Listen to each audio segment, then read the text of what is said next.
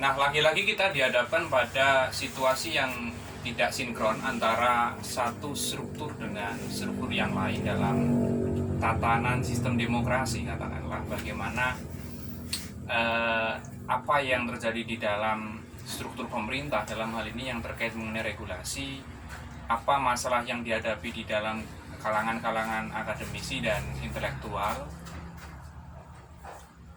atau bahkan apa yang dialami di dalam yang dirasakan oleh kelompok masyarakat secara luas. Ini membawa kita pada perenungan-perenungan kira-kira bagaimana ketika situasi yang hadir adalah situasi serba salah. Bagaimana ketika kita melihat dalam media sosial algoritma yang muncul ketika pandemi, masyarakat ketika pengen akses informasi mudah bosan dan mudah jengah, katakanlah, karena dihadapan apa-apa yang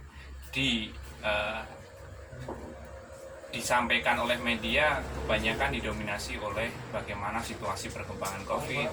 Padahal sebenarnya masyarakat butuh, katakanlah, informasi-informasi lain untuk mengatasi kejengahan ataupun kebosanan yang muncul. Nah, kira-kira menurut Mbah Atar, bagaimana peta ataupun masa depannya keperjalanan intelektual, katakanlah, terkait mengenai fungsi dari intelektual dalam hal ini adalah berupa dia memiliki implikasi, atau dalam hal ini adalah keberpihakan secara luas begitu dalam sosial masyarakat.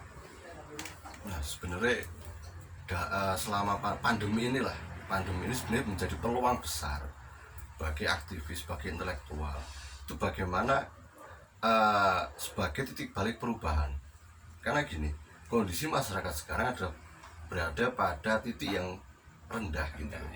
Di mana dalam berbagai bidang ekonomi, sosial, politik, kesehatan, itu memang mereka membutuhkan, memang menggantungkan gitu loh terhadap pemerintah. Maka kecewaan yang terus-menerus terjadi ini karena memang pemerintah juga tidak punya responsif terhadap masyarakat, tidak memberikan sebuah kepuasan gitu loh. Bahkan yaitu pandemi belum berakhir, ada Omnibus Law yang sangat kontroversial. Nah, peran intelektual yang tentu harus punya keberpihakan harus ada di tengah-tengah ini.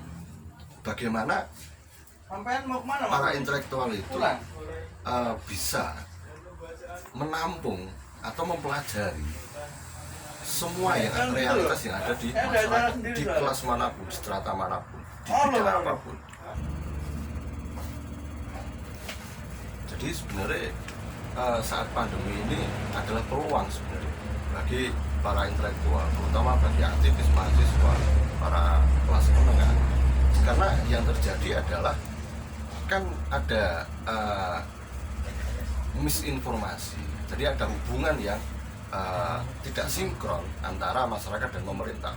Jadi masyarakat ini dalam bidang apapun, dalam kelas apapun, sedang pada kondisi yang memang benar-benar membutuhkan adanya pertolongan gitu, dalam bidang ekonomi, politik, sosial, kesehatan dalam menghadapi pandemi COVID-19 ini. Nah, misalkan ketika ada Omnibus Law, saya beri contoh adalah bagaimana para kelas menengah ini menjadi penyambung lidah, jadi penyambung lidah rakyat, jadi menjelaskan apa sih efek yang ada yang ditimbulkan ketika Omnibus Law, terutama Undang-Undang Cipta Kerja itu diketok.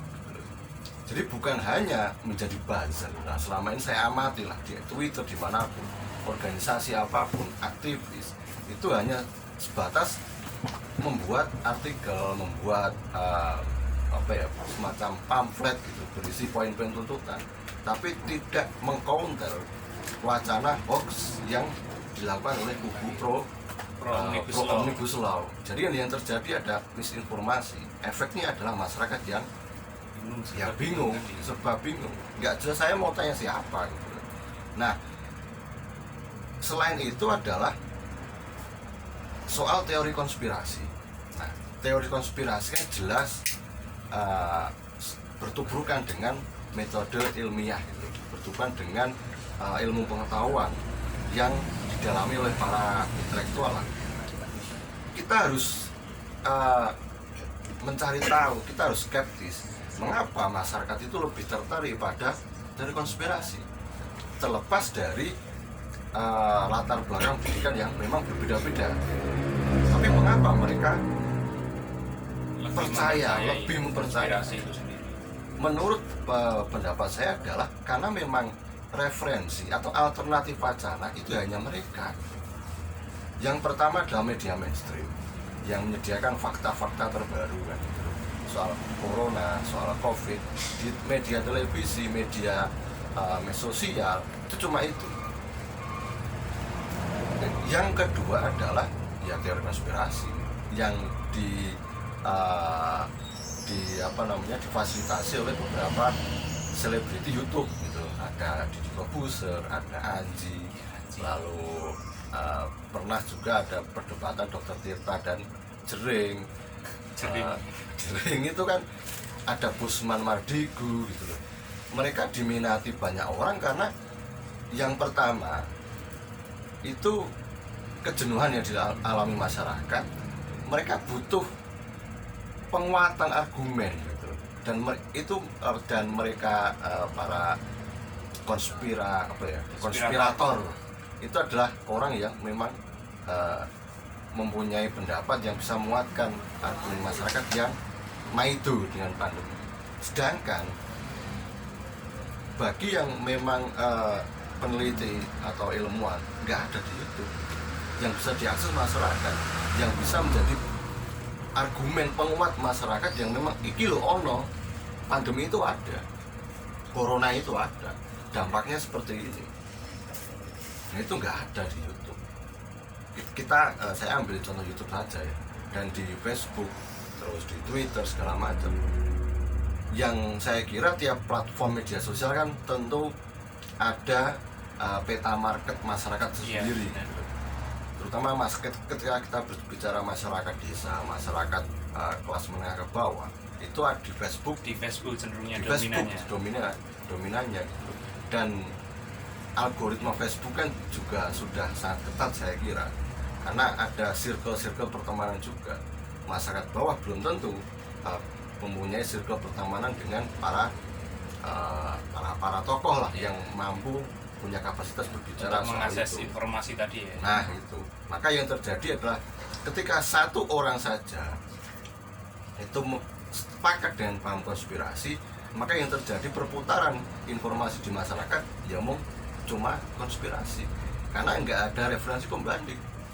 Maka peran dari intelektual adalah bagaimana menciptakan ruang-ruang kajian yang bisa diakses oleh publik. Itu salah satu bagaimana mengcounter atau bahkan membasmi hoax ini. Saya kira hoax itu sampai akhir zaman pasti ada. Cuma untuk mengcounter ini ada bagaimana menciptakan referensi-referensi atau kajian-kajian yang bisa diakses publik. Kalau kita berbicara di soal teknologi, soal media sosial, ya share aja di YouTube. Bisa dibayangkan misalkan seperti kanal Bacar Revolusi ini ada dimanapun gitu. Setiap komunitas itu buat kajian seperti ini diupload di YouTube. Ketika masyarakat bingung mau mencari apapun, bukan Mbah Google lagi, tapi Mbah YouTube. Antar lah saja. Iya itu.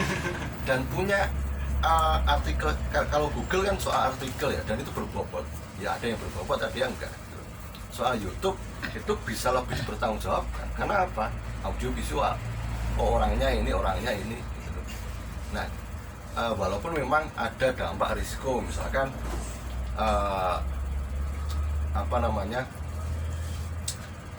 lebih pada nanti semakin menimbulkan kebingungan karena ada referensi, ada perdebatan ini seperti ILC lah. Iya benar. Politik pilpres saja kita sudah mendikotomikan, sudah memecah. Ada dua hal ya. Ada cebong dan kampret. Tapi saya kira karena memang ya itu nggak ada orang yang bisa menjelaskan iki loh Pak Jokowi seperti ini, tim sesnya seperti ini, orangnya seperti ini, Pak Prabowo pun seperti ini. Nggak ada orang yang bisa menjelaskan itu. Maka peran intelektual ya itu tadi. Jadi mengisi peran kosong, bagaimana bisa menghubungkan antara kebijakan pemerintah dan kondisi Realitas yang di masyarakat begitu. Menarik ini apa yang disampaikan oleh Mbak Atar ya.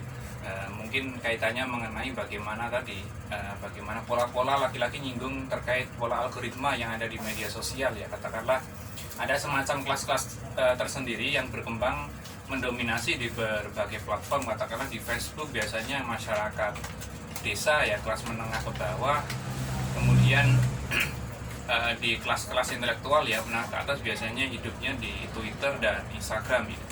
Tapi memang ada sebuah kesenjangan yang kemudian lahir ya, laki-laki ini dalam tautan bagaimana circle pertemanan ya. Belum tentu ketika orang-orang desa, orang-orang masyarakat bawah itu ketika mengakses Facebook memiliki circle kepada orang-orang yang mempunyai legitimasi pengetahuan, informasi dalam mengakses pengetahuan baru begitu ya, terhadap perkembangan dan dinamika ilmu pengetahuan serta realitas yang berkembang.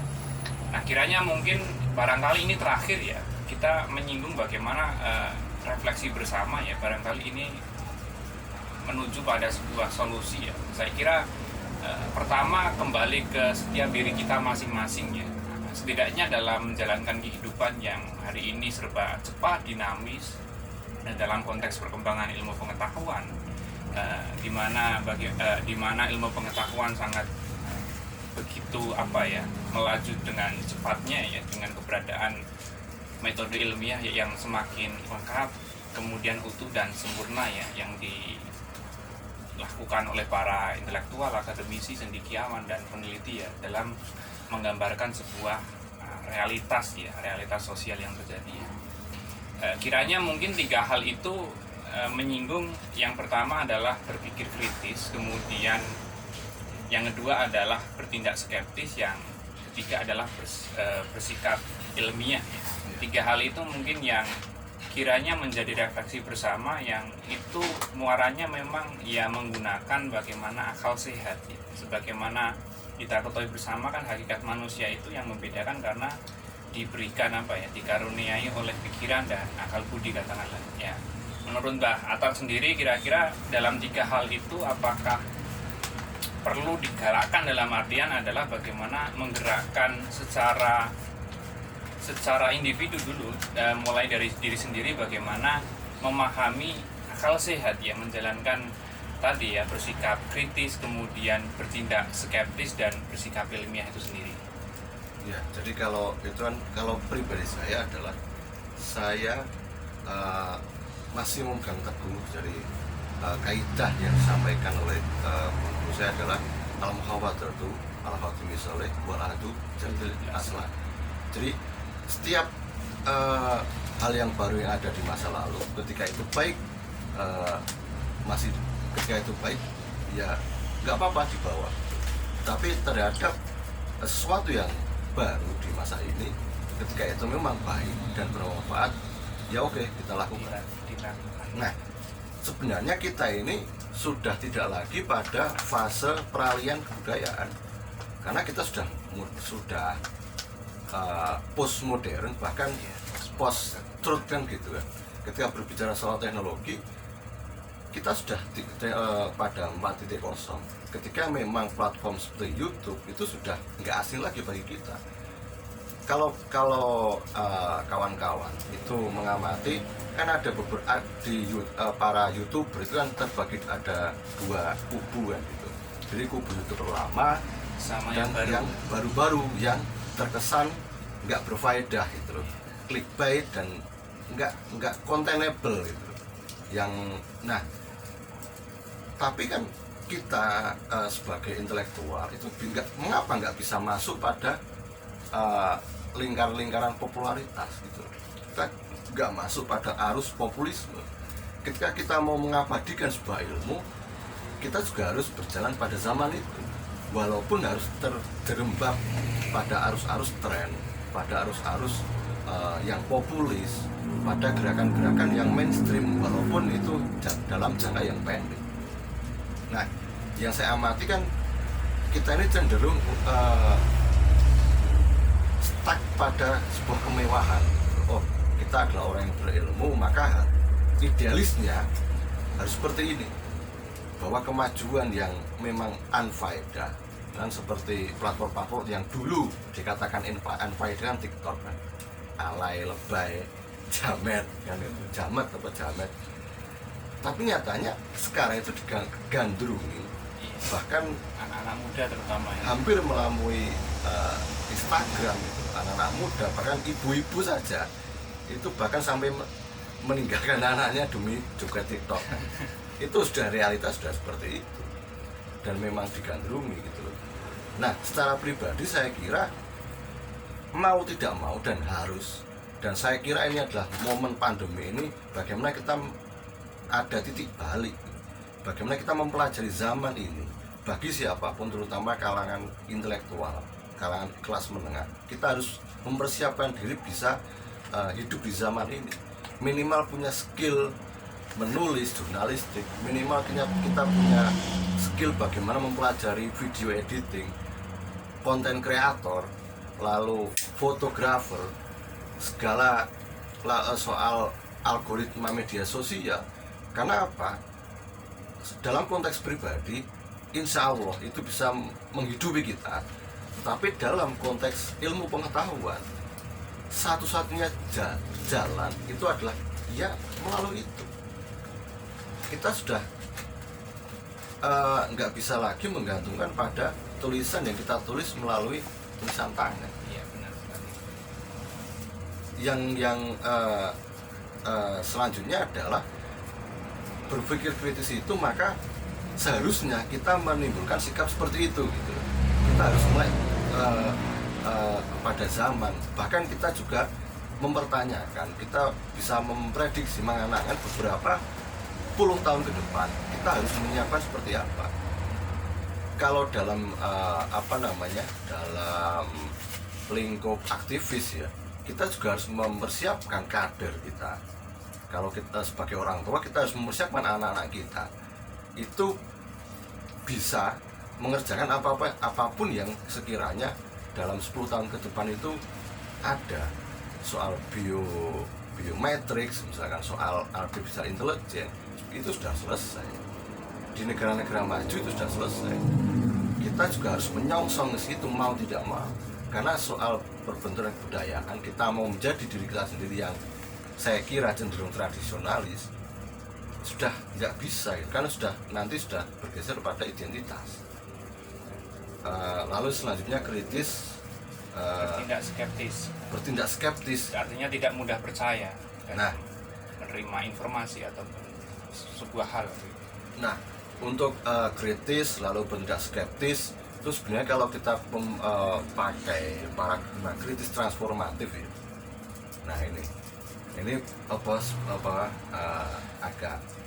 agak nyambung juga dengan itu, karena apapun yang kita kaji dalam bidang apapun, ekonomi, lalu bidang saintek, penemuan apapun atau ilmu apapun yang sekarang ini kita temukan, misalkan lah kebutuhan intelektual adalah bagaimana setiap ilmuwan, bahkan setiap aktivis itu menjadi YouTuber. Nah, itu kan sebuah transformasi ilmu dari diskusi nongkrong itu direkam dan diupload, sehingga yang menjadi peserta itu bukan orang-orang yang kumpul di sini saja, orang-orang umum juga bisa menikmati itu. Saya kira misalkan lah seperti ngaji filsafatnya Dr. Faruk Faiz, lalu ada Gus Baha. Mengapa mereka channel-channel itu diminati banyak orang? Yang pertama adalah soal kajian yang memang di luar mainstream, gitu, di luar mainstream dan dibutuhkan oleh kalangan banyak. Yang ketiga adalah nggak ada channel selain itu. Om Deddy Corbuzier mengapa selalu viral, selalu up to date tokoh ya dengan isu yang terkini? Karena nggak ada Om Deddy yang lain. Anji, lalu ada Busman Mardigu. Mengapa orang cenderung suka konspiratif? Karena nggak ada referensi yang lebih ilmiah dari itu. Nah, mungkin itu Bung Joko. Maka saya sangat mendorong sekali bagi kawan-kawan kanal baca, bisa atau tidak bisa, silahkan belajar soal menjadi konten kreator apapun eh, kita bisa menyampaikan ilmu, menyampaikan pengetahuan lewat media yang memang sekarang itu diminati orang banyak. Sebenarnya itu sih. Kalau pakai bahasa kawan-kawan muslim ya, siar dakwahnya itu kita harus milenial. Jihad, bentuk dari bagian dari jihad ini. Nah, bagian dari jihad bahwa menjadi YouTuber itu bahkan ya kayak sebagai kewajiban gitu loh. Nah, itu Bung Joko. Ya, terima kasih Mbak Atar atas apa yang disampaikan pada kesempatan kali ini ya. Banyak hal yang sekiranya kita dapatkan dalam obrolan di kesempatan kali ini terkait mengenai intelektual, media, dan bias informasi ya, yang saya kira nanti teman-teman penonton setia kanal pengetahuan dapat merefleksikan dan memahami secara mendalam dan menyeluruh ya, artinya atas apa yang kita dialogkan dalam beberapa menit ini. Sebagai penutup, barangkali memang dalam menjalankan kehidupan ya, kita dihadapkan pada situasi dan kondisi ya, berupa realitas sosial ya. Memang ada sebuah keharusan diri ataupun kemauan kita untuk terus mempersoalkan realitas begitu ya, karena realitas yang tidak dipersoalkan adalah realitas yang tidak layak dikaji. Kemudian hidup yang tidak dipersoalkan adalah hidup yang tidak layak dihayati begitu. Itu saja mungkin yang dapat saya sampaikan pada kesempatan kali ini. Sampai jumpa di video-video berikutnya. Terima kasih. Wallahul muwaffiq ila aqwamit thoriq. Wassalamualaikum warahmatullahi wabarakatuh. Jangan lupa like, share, and subscribe.